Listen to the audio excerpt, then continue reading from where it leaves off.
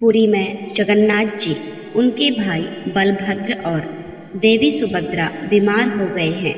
प्राचीन परंपरा के अनुसार अब वो 14 दिन तक भगवान आराम करेंगे। आइए जानते हैं इससे जुड़ी कथा। पुरी में जगन्नाथ जी, उनके भाई बलभद्र और देवी सुभद्रा बीमार हो गए हैं। प्राचीन परंपरा के अनुसार अब वो 14 दिन तक भगवान आराम करेंगे। भगवान का स्वास्थ्य बिगड़ा होने के चलते मंदिर में भक्तों का प्रवेश बंद कर दिया गया है। केवल पुजारी और वैद्य जी को ही इलाज हेतु सुबह शाम भगवान तक पहुंचने की इजाज़त है।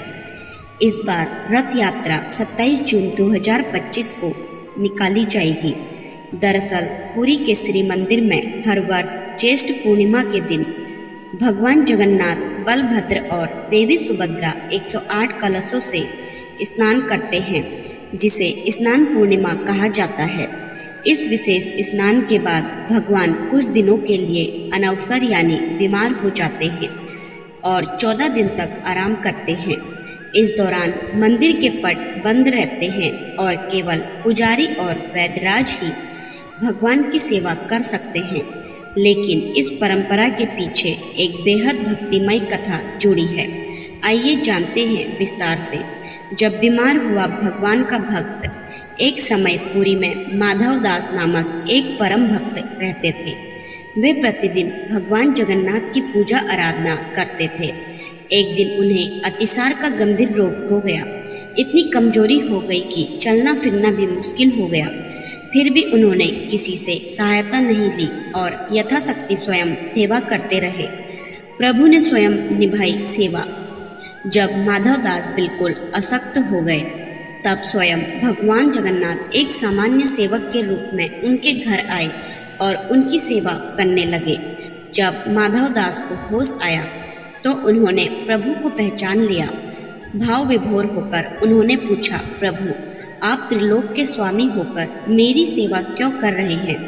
यदि आप चाहते तो मेरा रोग ही समाप्त कर सकते थे।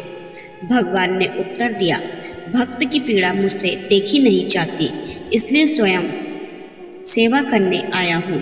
परंतु हर व्यक्ति को अपना प्रारब्ध भोगना ही पड़ता है।